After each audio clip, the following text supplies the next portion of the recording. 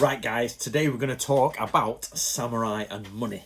So we're going to be going through samurai war stories and the Book of Samurai. My name's Anthony Cummins and I'm a historical researcher and author. Cue anime. Oh, right, okay. So basically, guys, keeping up with me, I'm on your questions. I've got a list of your questions to go. So we're still in week 2 of doing your questions. So I am getting there. So basically, samurai and money. It's a complicated story, and to be honest, the problem it's complicated is because there's an ideal involved. There's a samurai ideal. Now, you always got to divide everything when it comes to Bushido, it comes to military warfare, it comes to money. You've got to remember there's an ideal and there's a reality. Now, just because something's an ideal doesn't mean it's not really done in history. But remember, reality is always chasing an ideal. So whatever people write down as a Christian ideal, Christians are trying to get there. Whatever is an Islamic ideal, is like Muslims are trying to get there. I'm trying to work my grammar out then. And they're trying to get there. And so whatever you put as a Bushido, people are trying to get there. Whatever you put as the ideal, people are trying to do. But human nature means you're going to mess up, you're going to do things. So just because something's an ideal and just because people are not quite achieving it doesn't mean that's not what's happening. You know, there's a murky mist between the two. Okay, so always remember that. So it seems overall, now we have a story in here about a man, a young boy who's playing with cash, and he's trying to, he's like wants to touch cash and gold and be talk. God, come on, Anthony, think about it. He's trying to touch. It's my dog shaking. I'm thinking he's trying to touch cash, get involved with gold, do stuff. So his minder comes over. He's sort of samurai bodyguard, if you like, comes over and gets it, puts it in a gold hairpin, and throws it in a well and says, "Don't touch that. It's money. That you don't touch that. Use a spear instead, or command men." Power is power, money is money. So money will buy you power, but it runs out, power is gone. You need to capture the hearts of men. That's the thing. Now, Book of Samurai tells us that basically, if you're grabbing the enemy's equipment, you've killed the enemy, you're chasing them off, there are 3 things you sort of carry. We're talking about food, equipment, arms, and money. And his point is that money is the least one. Yes, you can take money. Yes, gold and silver is needed, but if you're on a military campaign, what's the point in having a ton of gold and silver when you've got to traipse it over the hills? And actually what you need is more spears. Now, money in peace times will buy you more spears, because off you go to the blacksmith and off they start making spears and swords. But if you're on a military campaign, to add complications to this, samurai so here's where you've got to be careful. Now, samurai movies and samurai films are normally set in the era of peace because they're cheaper to make. That you don't need armies, you don't need open landscapes with lots of helicopter shots of armies moving across. You can just build a small set of some Japanese houses and make a drama around the poor samurai who goes to combat and quick draws people in the street and the underdog. So you get that film a lot, but don't let that don't let that mess with your opinion. That's the very end of samurai times. Actually, samurai were powerful, were rich, even the lower end samurai.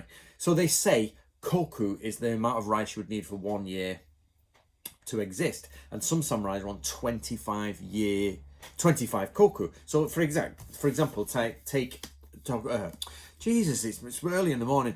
Take Natori Sanjuro Masazumi, okay? He's on 25 koku. That's it. It's really low level. So people looking back would say he's poor. But actually, he has 25 times the amount of cash required to buy his sustenance and food for a year. So imagine your shopping bill for the year, and you're basically paying for your electric, paying for normal basic stuff.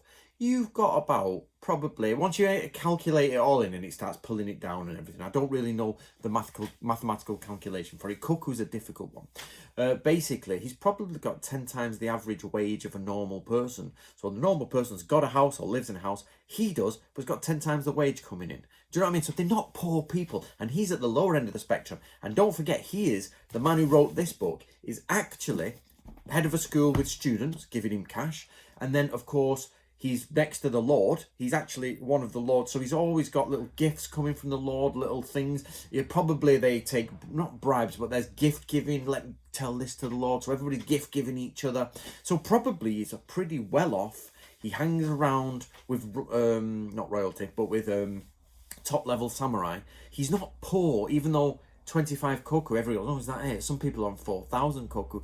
Yeah, but that's like saying, is the guy who turns up in a car park in a brand new Range Rover and he's like a dentist and he's got, say, 5 times the average wage, that's that sort of person versus the man who turns up in a Ferrari with 5 Ferraris in the background because he's bought some for his mates. They're going off to the yacht and he earns 500 times the average wage. Do you know what I mean? What's the difference for the poor people like me and you, unless you're very rich? You're walking in the supermarket and you're looking and you're like, Range Rover, Ferrari, they must be wealthy. It doesn't. The numbers are irrelevant. So to poor people, to rich people, those numbers are relevant. So basically, what have we got? So this idea is you've got samurai are rich. They are rich by standards, by today's standards, in the sense that they've got houses, they've got equipment, they can go out. You do get poor samurai, but they're not poor. They're poor in the essence that they've got armor, a house, a servant. I would love, full house paid off, with a servant chopping my wood, with a wife making my food, and an errand boy who puts my sandals on, and then we go shopping. That would be mint. And then, of course, you've got all the way up to Tokugawa Ieyasu, who's at the top end, who's got X million koku or something to share between his vassals. So the idea is that if you've got 25 koku at this end, you share that among your sons, your children, your wife. You've got your servants. So all your money comes in. It's not all yours. It's drips down. And that's what hierarchical society is. That's medieval society. So basically, Tokugawa Ieyasu is at the top. His money's dripping down. His 1 million koku, whatever it is dripping down to all those 7,000 or odds. I think he's got about 7 or 10,000 samurai. I can't remember exactly.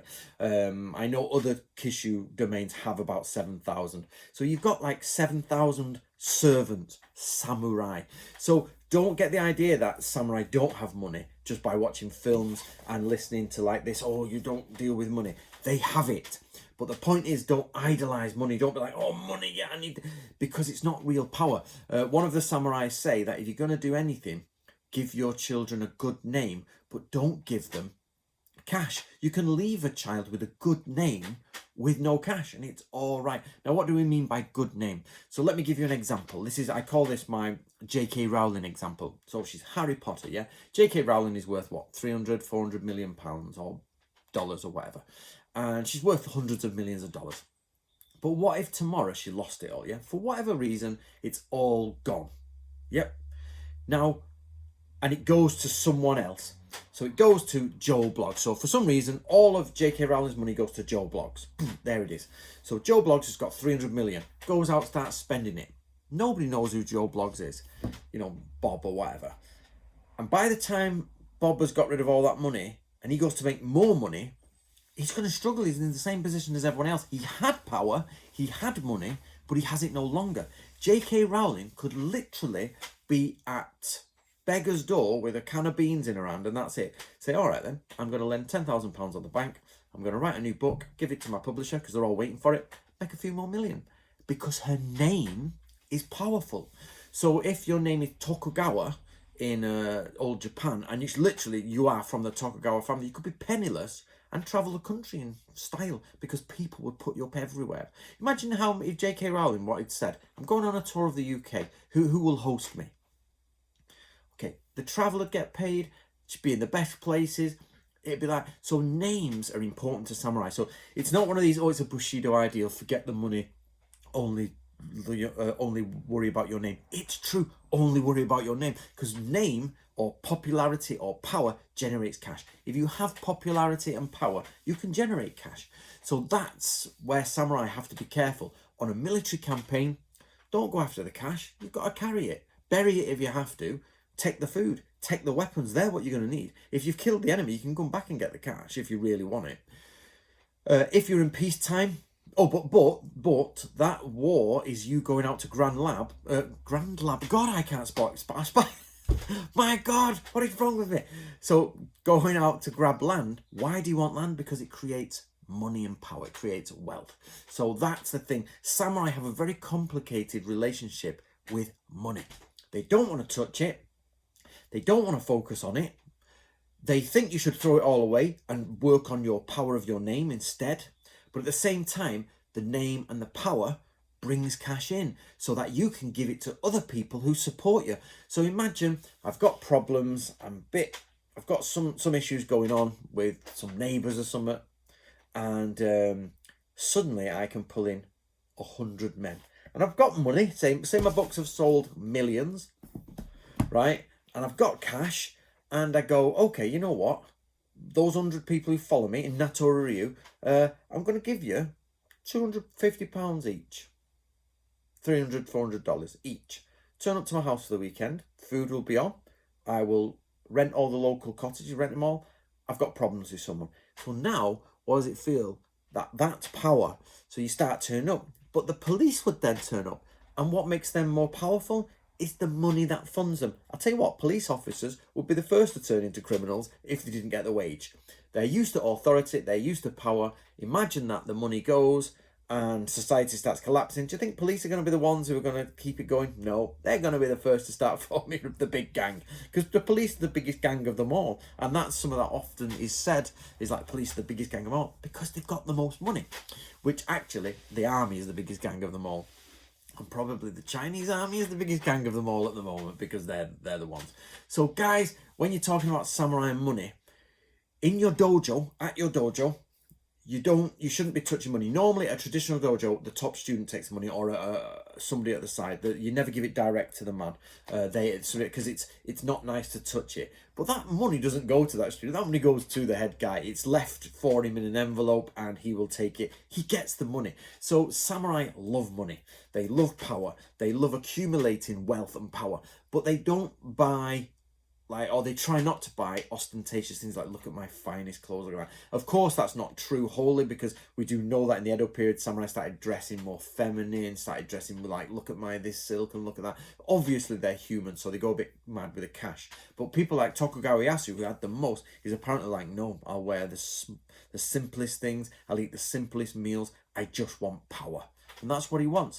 So guys, there is no direct answer. This was a question I had from someone. There is no direct answer. What do samurai think of money? There's an ethics, there's a morality, there's an ideal, but there's also reality. So each individual person has a reality. But at the other end, there's also the ideal. So there you go. Right, guys, if you're interested, that's the Book of Samurai, and that's Samurai War Stories. They both contain episodes about samurai and cash.